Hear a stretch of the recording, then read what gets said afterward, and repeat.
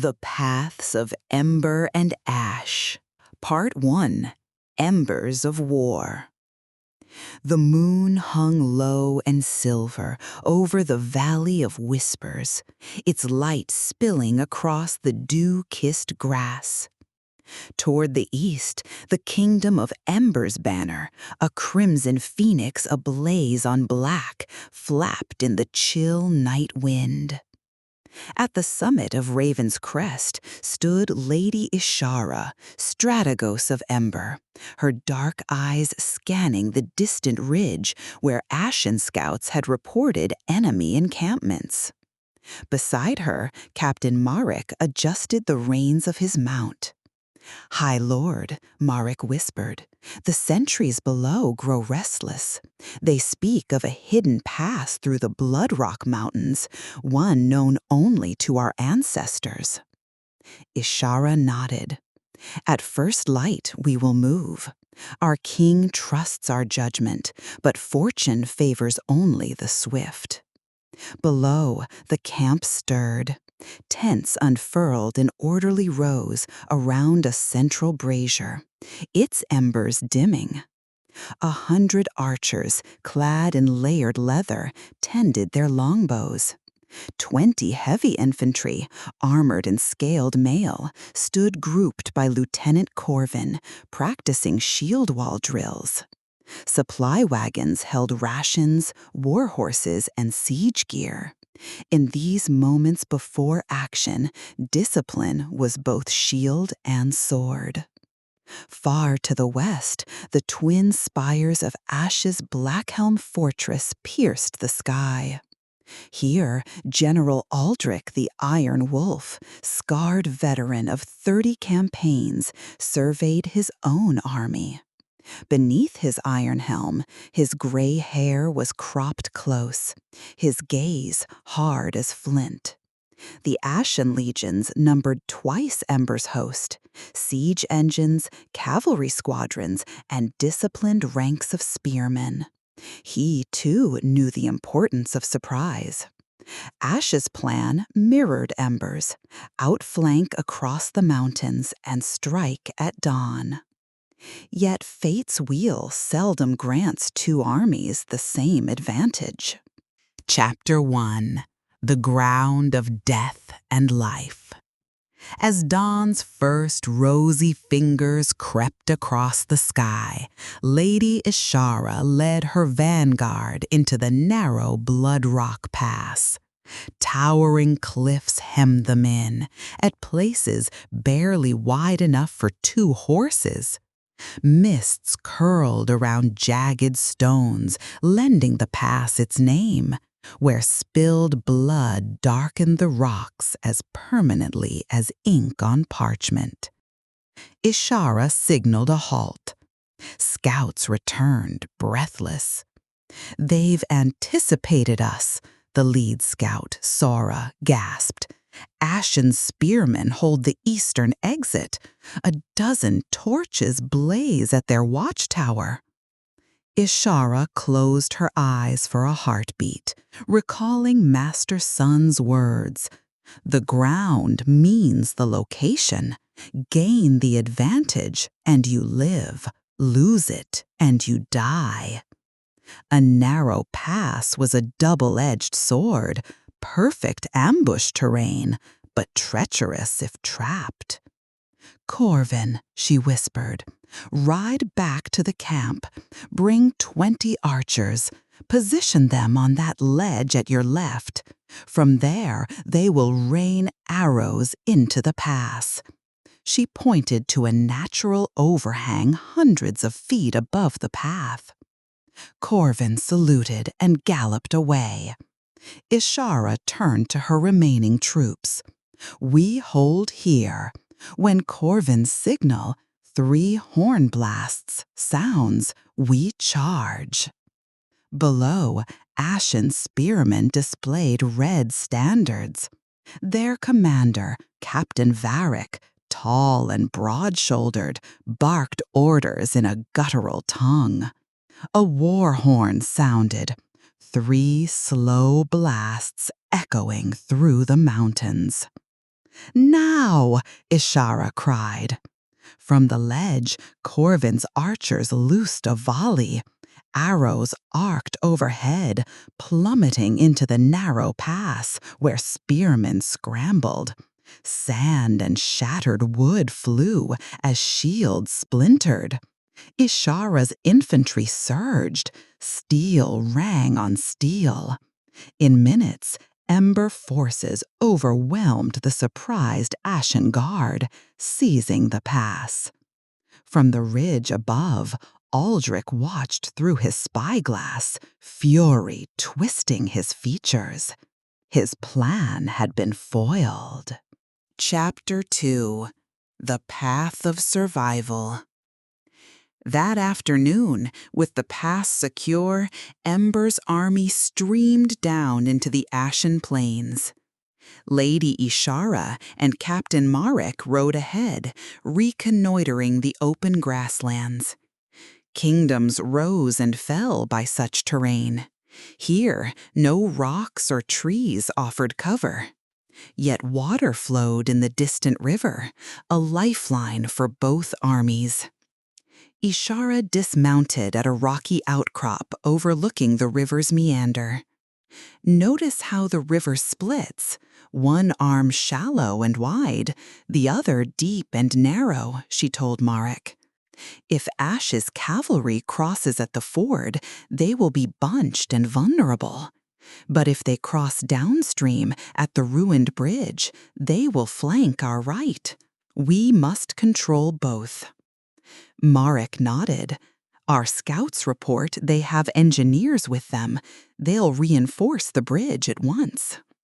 She considered. "Then we light the causeway, put the inferno in our hands.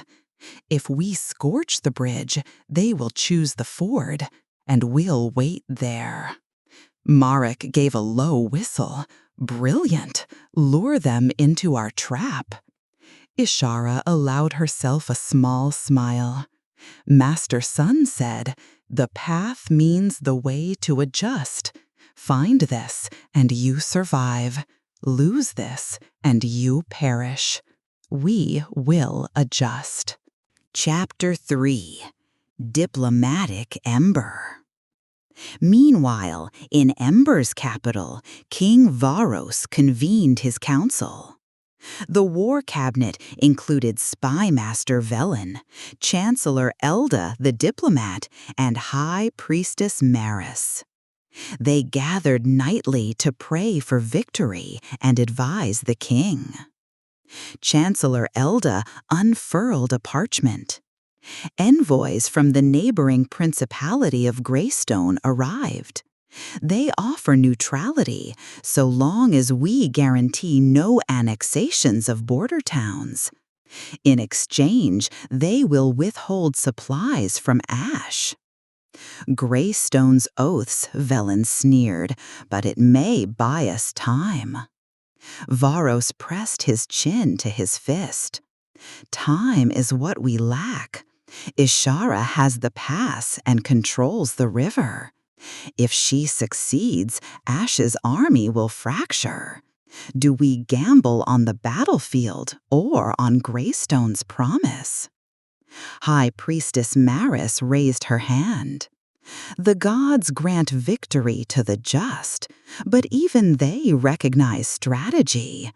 Let us send coin and word to Greystone, enough to tempt them, not enough to bind them forever."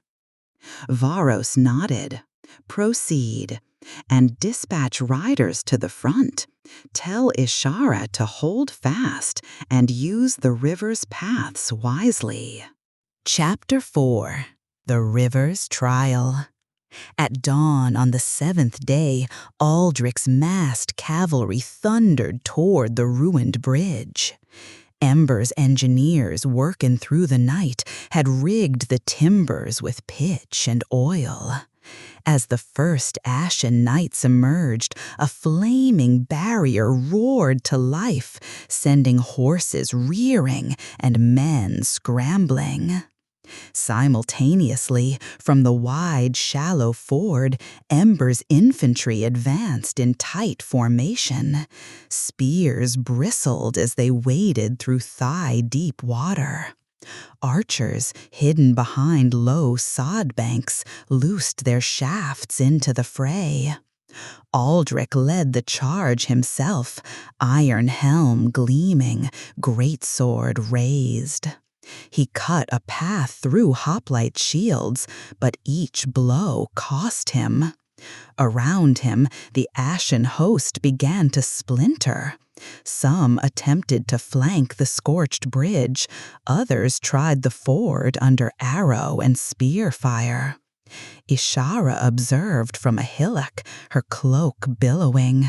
"Now," she whispered, "release the cavalry." She signaled with a mirror flash. Ember's light cavalry, riding black stallions, galloped out, encircling the bogged ashen infantry. Caught between fire and blade, Auldric saw defeat on the wind. He hoisted a horn to his lips and sounded 3 long blasts. Retreat. Ember troops cheered as the ashen host pulled back in organized formation, Auldric refusing total collapse. Advantage lay with Ember. Shadows and countermoves. Chapter 5, The Ashen Gambit. General Auldric returned to Blackhelm Fortress, nursing more than bruised pride. Within the cold stone halls, he convened his captains and engineers. At a long oaken table, debt-stained maps lay spread. "We were outwitted in the river," Auldric said, voice low but fierce. "Ember controlled the ground and dictated our path. Now we adapt or we perish." Captain Varric, his second-in-command at the pass, spoke first. "Our scouts report that Ember's supply line runs thin beyond the Highland Glen. They rely on foraging from local farms, and tension there grows." Auldric's eyes narrowed. "The locals fear both armies. If we foment rebellion in the Glen, Ember will be forced to detach troops to guard the villages. Then we strike their smaller force in the hills." Chief Engineer Torvald nodded. "Moreover, we can construct floating piers, small rafts bound together downstream of the river forks. We cross unseen under cover of mist." Auldric gripped the table's edge. "Tonight, under the new moon, we unleash the Ashen Gambit. We stir unrest in the Glen, cross the river at dawn, and pocket their foragers before they can regroup." He turned to Varric.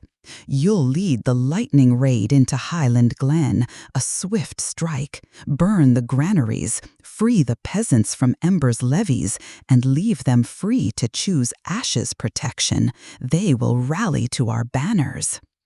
"And the rafts?" Varric questioned. "Torvald and his sappers will have them on the water by midnight," Auldric replied. "Our cavalry crosses, severs Ember's supply line, and re-enters the forest. No pitched battle, just a swift cut at their lifeline." A hush fell. The captains exchanged glances. It was risky, but risk lay in active measures now. Chapter 6, Fires in the Glen. That night, under a sky unblemished by moonlight, ashen riders crept like wolves into the Highland Glen. Torches snuffed, they struck granaries, wooden structures laden with Ember's grain. Flames roared, sending sparks into the black sky, turning thatch to cinders. Peasants awakened by the crackle poured into the fields. Captain Varric addressed them in measured tones. "Free yourselves. Ember's levies have bled your families dry. Ash offers protection, and no more forced tithes." He gestured to ashen soldiers dragging open granary doors. Take what you need. We will fight Ember for you." Discontent turned to hope as peasants